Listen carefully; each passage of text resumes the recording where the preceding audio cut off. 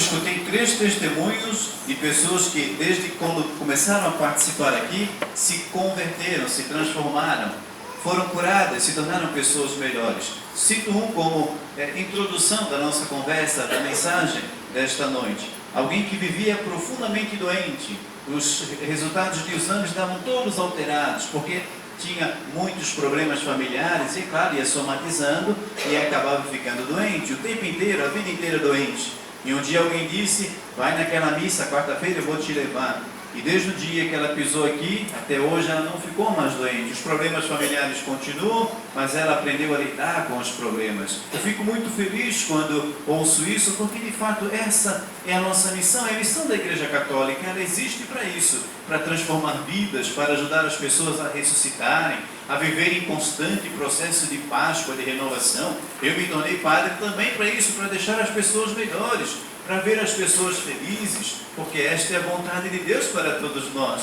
Deus quer que sejamos felizes, foi por isso que Ele se fez humano como nós, em Jesus Cristo, seu Filho amado, e foi por isso que Jesus aceitou todo aquele sofrimento que nós vamos vivenciar na Sexta-feira Santa, aceitou a renúncia humana, aceitou o deboche, a injustiça, toda a dor física pela qual Ele passou, até mesmo a experiência humana da morte, de ser sepultado, aceitou tudo isso por amor a nós, como que assumindo o nosso lugar, para que nós pudéssemos novamente ter acesso à eternidade, ter acesso à felicidade, seguindo os passos que Ele deixou aqui nesta terra.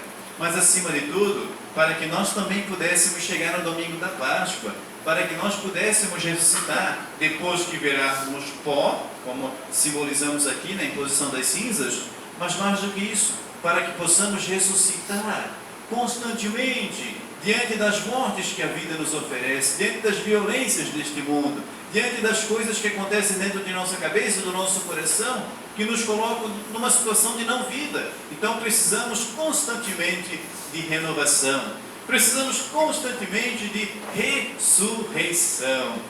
E nossa mãe igreja, a Igreja Católica, recebeu este legado. Já faz 2000 anos, ela continua levando adiante, mesmo com seus defeitos. A Igreja é santa e pecadora, santa porque é guiada pelo Espírito Santo, e pecadora porque é feita de seres humanos como nós. E é desses um irmão, um grande amigo, que é evangélico, ele se converteu à Igreja Evangélica recentemente, e ele me falava, a Igreja Católica está errada, sempre foi errada. Aí eu fiquei e falei a ele, poxa, mas Deus permitiu que ela ficasse 1500 anos no erro? 15 séculos, todo mundo que viveu 15 séculos antes de surgir os evangélicos, então todo mundo se perdeu, todo mundo foi errado, então não adiantou Jesus vir há 2000 anos atrás, porque não veio então 1500? Aí ele ficou de fato se questionando, né, com um ponto de interrogação na cabeça. É claro, minha gente, nós recebemos a missão de Jesus, somos sim a igreja que é a portadora, claro que outras também podem ser, mas nós não estamos no erro de forma alguma. Conservamos uma tradição belíssima, e a quaresma, a quarta-feira de cinzas, fazem parte desta tradição. Alguém me questionava recentemente, ainda existe quaresma? Mas para que quaresma? Para quem não é cristão católico, não existe quaresma, não é preciso quaresma. A quaresma é para nós, é um presente que a nossa mãe igreja, na sua sabedoria milenar, nos entrega como que um exercício de espiritualidade. A quaresma, na verdade, é um retiro espiritual, é um curso de espiritualidade, um intensivo de espiritualidade que nós fazemos, porque nós queremos entender mais e melhor aquilo que aconteceu no evento chamado Jesus Cristo, digamos assim. Queremos trazer aquilo que Ele nos deu há 2000 anos atrás para a nossa vida particular, para a nossa vida familiar, para a nossa vida profissional. Nós queremos entender e, acima de tudo, experimentar a ressurreição de Cristo. Cada vez que você vem à missa, todo o esforço, tudo que acontece na missa, todo o simbolismo, as grandes datas comemoradas na Igreja Católica, na verdade é para isso, para que você experimente na sua carne, na sua alma, a ressurreição de Cristo. Nós chamamos a isso batismo no Espírito Santo. É quando a pessoa sente, e mais do que uma tradição, né, uma prática de tradições que recebeu desde a infância, mas acima de tudo, mais do que uma experiência racional, é uma experiência do coração. É sentir Deus, é sentir Cristo vivo, ressuscitado, caminhando ao nosso lado, fazendo-nos crescer cada vez mais como seres humanos, nos concedendo o dom da fortaleza, o dom da sabedoria, o dom da alegria. Então, eis aí mais uma oportunidade. Faça, se quiseres, não faça por superstição. Na quaresma não pode, sexta-feira santa não pode comer carne, é isso e aquilo. Lá na minha terra até minha avó dizia, sexta-feira santa não pode nem varrer a casa. Na sexta-feira santa não pode fazer a barba, senão cresce um pelo danado. E assim, um monte de superstição que o povo acaba inventando. Mas isso tudo não tem nada a ver com o espírito da quaresma. Não deve ser uma obrigação, mas deve ser para nós uma oportunidade, uma necessidade, um ato inteligente de nossa espiritualidade. Nós vivemos 365 dias por ano, num corre-corre danado, num mundo que puxa-nos cada vez mais para fora, um mundo que nos estimula cada vez mais ao egoísmo, um mundo que é quase que impossível não pecar, só se a pessoa for muito anjo, só se ela já tiver um estágio de espiritualidade muito elevado, mas é praticamente impossível. No mundo do jeito que ele está aí, não tem como não ser contaminado por pensamentos negativos, às vezes, por falar mal da vida dos outros, por usar a língua para derrubar o julgamento. Não tem como, às vezes, perder a paciência com o outro. É muito difícil ser fiel às nossas amizades, aos nossos relacionamentos. Você que é casado, eu tenho certeza que é uma luta constante para ser fiel à pessoa com a qual você casou. É uma luta constante para exercer a arte da misericórdia com teu filho. É uma luta constante, você que tem pessoas muito idosas e doentes na sua casa, é uma luta constante para amá-las, respeitá-las e cuidá-las com toda a intensidade, não é assim? Então é muito difícil não pecar. Então a quaresma não é algo do passado, é um presente de espiritualidade, ou seja, eu faço algumas práticas que a igreja me sugere, que na verdade estão na Bíblia, como nós acabamos de ouvir, e essas práticas me tornam um ser humano melhor. Acima de tudo, me dão a capacidade de ter autodomínio, coisa que está cada vez mais difícil ter. Como é difícil ter autodomínio diante da alimentação, não é verdade? A gente come mais do que deveria. Como é difícil ter autodomínio diante da bebida, diante da sexualidade. Como é difícil ter autodomínio diante das compras, bem material. Tem pessoas que não têm condições e estão todas endividadas porque não têm controle e sabem que não pode comprar mais e acabam comprando. Então, se deixam levar pela compulsão do consumismo. Então, tem muitas coisas que existem. Às vezes, a ansiedade. Como é difícil controlar a ansiedade. Eu confesso que esse é o meu grande mal, a ansiedade. E luto. Não quero tomar um ansiolíticozinho, mas... Então, quais são as práticas que nos ajudam no autodomínio, para que a Páscoa, a mais importante festa cristã é a Páscoa. Tanto que a Bíblia diz, se Cristo não tivesse ressuscitado, vã seria a nossa fé. Não estaríamos aqui, não seríamos cristãos, mas porque Ele ressuscitou, nós cremos que aquele homem que passou em Nazaré é o Filho de Deus. Então nós damos crédito ao que Ele ensinou. Então nós sabemos, se colocarmos em prática o que Ele ensinou, nós não seremos escravos de superstições, não seremos escravos do consumismo, não seremos escravos de um outro ser humano, não seremos escravos do pecado, porque Cristo já morreu, já me libertou do pecado, então eu coloco em minha vida, ponto, e Ele me dá inteligência, ponto, Ele me ensina a ter autodomínio, Ele me faz ter o discernimento do que é certo e o que é errado, Ele me faz entender as coisas da vida. O mundo, é claro, o mundo tem um projeto diabólico, estou mais cada vez convencido disso. O mundo só diz, consuma, consuma, consuma. Use o outro. Faça sexo, sexo, sexo. Mas ninguém fala das consequências. Só diz que é pecado. Ou só diz que é coisa da igreja católica e assim por diante. Mas nós, padre, principalmente, imagino que os psicólogos da mesma forma, alguns médicos, a gente vê os bastidores da humanidade. A gente recebe a humanidade ferida e machucada, que foi na onda. Como se diz por aí, fuma maconha, maconha não tem problema não. Isso que vai lesando a cabeça. A pessoa vai ficando com os neurônios estourados, daqui a pouco ela já não pode ser inteligentíssima. Mas não só use maconha. A gente atende quantos jovens que estão no fundo do poço vivendo como ratos, porque entraram na onda, maconha não tem problema, mas foi a porta para outras drogas, ou para outros vícios e outras coisas mais. Alguém me falava que lá em Ipanema, durante o carnaval, viu um casal, 4h30 da tarde, transando no capô do carro. Não era dentro do carro, no capô do carro, na rua. Veja só, não sei se era um casal que já se conhecia há tempo, de repente acabou de se conhecer, então tem as consequências, quem sabe, de uma enfermidade. Quantas pessoas a gente recebe com enfermidades por causa de uma sexualidade desregrada?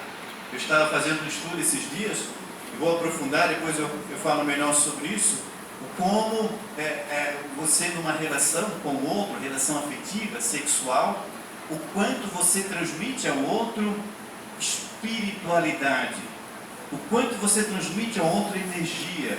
Então é muito sério isso não vai ser falado em nenhum canal de televisão. Só diz, não tem problema, faça com quem você quiser. Mas você sabe quem realmente é o outro.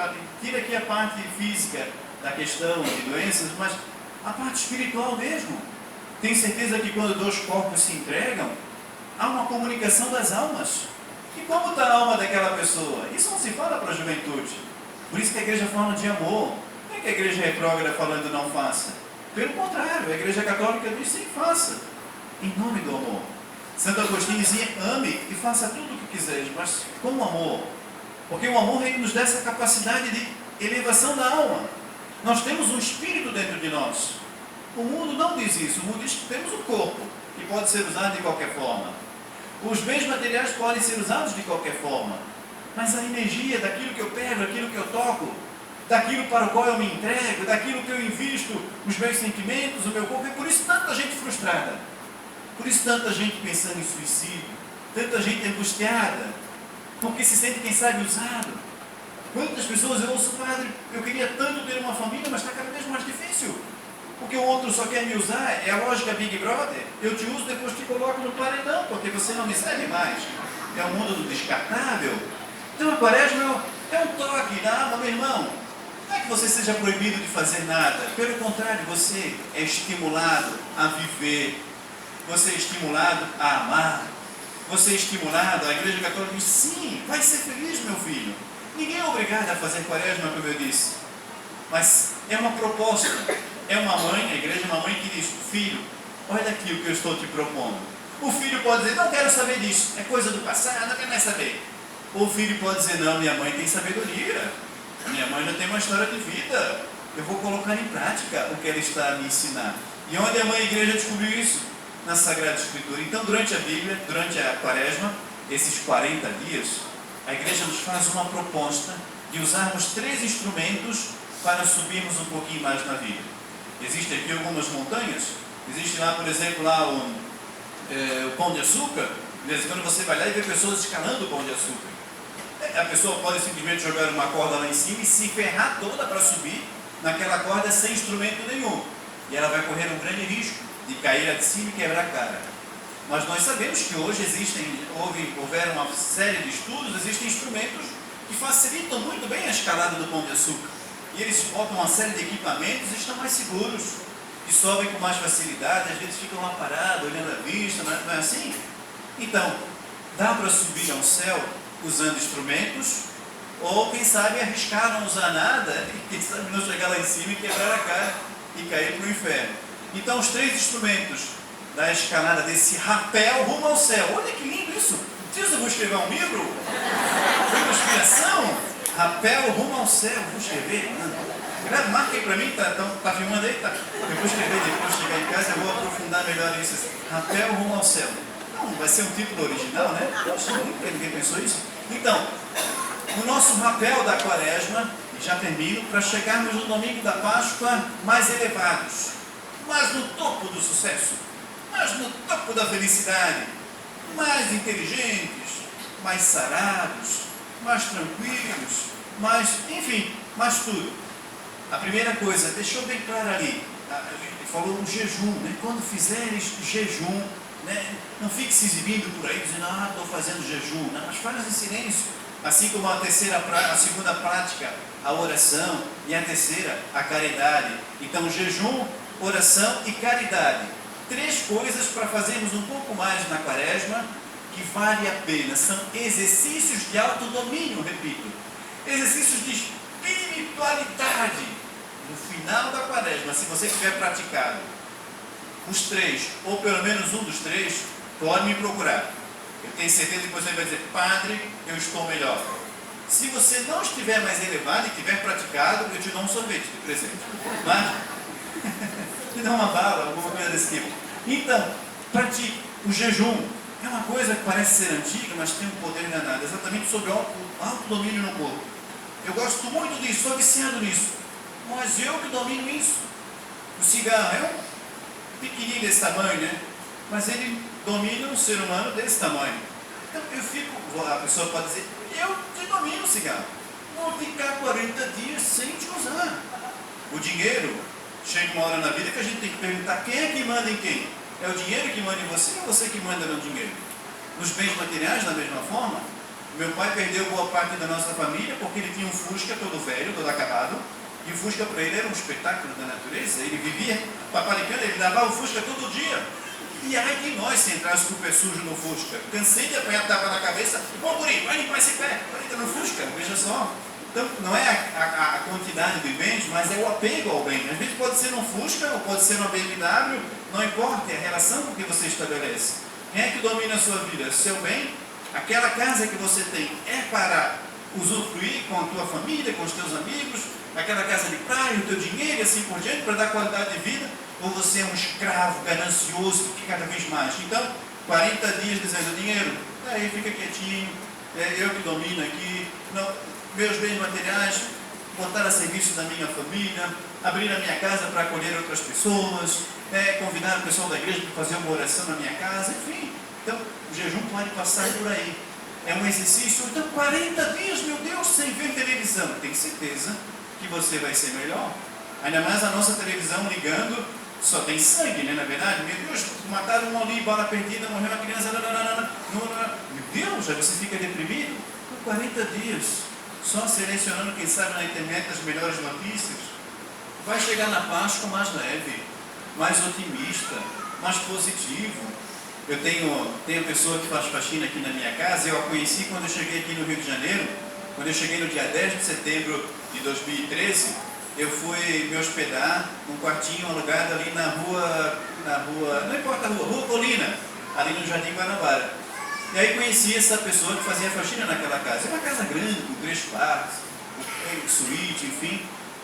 Aí a faxineira é uma mulher de uma fé tremenda, tremenda. E ela sempre dizia, eu consigo tudo na minha vida através do jejum. Eu faço o jejum do alimento, o jejum disso, daquilo. Quando alguém está doente, eu faço jejum, a pessoa fica boa. E ela dizia para mim, eu achava muito, ela morava numa favela, bem longe da Ilha do Governador, fora da Ilha do Governador. E ela dizia para mim, o meu sonho é morar no Jardim Guanabara. Eu ficava vendo, poxa, como ela vai conseguir morar no Jardim Guanabara? Sei o valor de um imóvel aqui, enfim.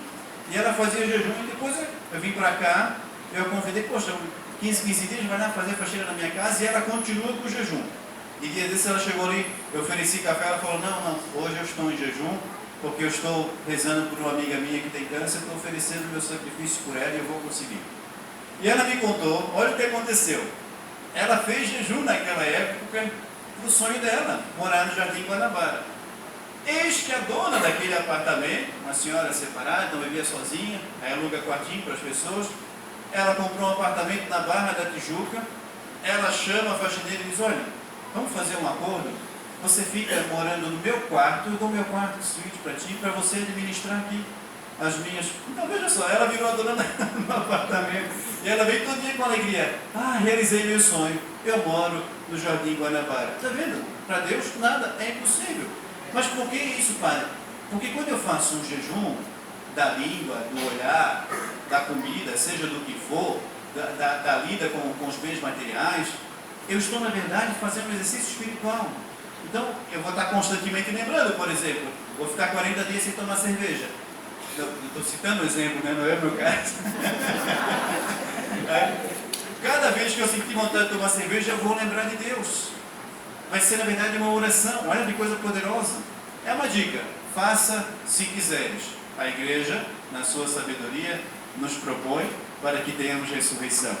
Depois, um outro exercício, falou ali bem claro, quando orares, entra no teu quarto, fecha a porta e ora ao teu pai que vê o que está oculto. Meu filho, minha filha, meu amigo, a oração tem poder. Reze mais. Quando a gente reza, a gente entende. Quando a gente reza, a gente fica mais tranquilo. Quando a gente reza, a gente tem controle sobre os sentimentos. Quaresma é um tempo para rezar um pouco mais. E por fim, Caridade, a igreja, ali, quando deres esmola, que a tua mão direita não sabe o que a esquerda faz, ou seja, não conta para ninguém. Faça por amor. Se vai deixar de comer carne, soma quanto é que você vai gastar de carne e dá para uma família carente. Faça caridade. Quem sabe durante 40 dias ajudar alguma instituição social. Durante 40 dias cuidar de um doente. Visitar alguém que está necessitado. Exagera na caridade durante 40 dias. E na Páscoa você estará mais ressuscitado. Presente, sugestão, proposta da igreja. Jejum, oração e mais caridade. Tudo isso para que, e termino, aconteça em nós uma conversão. Converter-se não é mudar de religião. A pessoa pode mudar de religião e não ser convertida. A pessoa pode ser padre e não ser convertida. Converter é isso, eu estou andando nessa direção, aí cai a ficha dentro de mim, puxa, que tanso que eu estou sendo dependente químico emocionalmente daquela pessoa. Não dá mais isso não. Por mais que eu ame, está na hora de mudar, de converter, de ir para outra direção. Eu estou sendo dependente disso. Eu estou sendo escravo daquilo. Eu estou sendo uma pessoa mesquinha. Eu tenho vivido falando mal da vida dos outros. Eu faço intriga por pouca coisa. E assim vai caindo a ficha. A oração vai mostrando isso. O jejum vai mostrando isso. E a caridade vai mostrando isso. Quando nós somos egoístas. Cai a ficha e eu me converto. Aí eu vou mudando. Quaresma é para isso. O melhor jejum é mudança de vida. A melhor oração é mudança de vida. A melhor caridade é isso. Opa, você é mais paciente com o amor da minha vida. Você é mais tolerante com o meu marido, com a minha esposa. Você é mais amoroso com o meu filho. Vou parar para ouvir o que ele tem a dizer. Você é mais paciente com aquela pessoa chata. Como tem pessoa chata nesse mundo, né? Meu Deus! É uma luta. Deixa pra lá. Ser mais paciente. Porque tem gente que vai com o tadinho do padre, tem gente que fala assim, tadinho do padre, né? Não pode casar, poxa, né? Tem que se privar de um monte de coisa. Mas isso não é nada, isso é muito fácil. Eu acho que sinceramente, deixa pra lá também. Vou mudar de assunto. Então conversão é isso. Poxa, eu mudo, eu me torno um ser humano melhor. Aí no domingo da Páscoa, a minha Páscoa não vai ser só dar um chocolate para quem eu gosto, ou receber um chocolate da Cacau Show. Eu prefiro da Cacau Show. Mas acima de tudo, de preto, eu gostava de branco, mas eu enjoei. Eu ganhava muito branco, porque eu falava que gostava do branco, eu enjoei. Mas acima de tudo, voltando aqui à seriedade do assunto, acima de tudo é levar a Quaresma como uma oportunidade de olhar para dentro de mim mesmo, e quando eu olho para dentro de mim mesmo, eu passo a olhar aquilo que está fora de mim com os olhos de Deus, com olhos espirituais. Aproveita uma boa, santa e abençoada Quaresma para você, e desde já uma feliz Páscoa, porque se durante a Quaresma você mudar em alguma coisinha, a Páscoa já vai estar acontecendo no seu coração. Amém? Amém.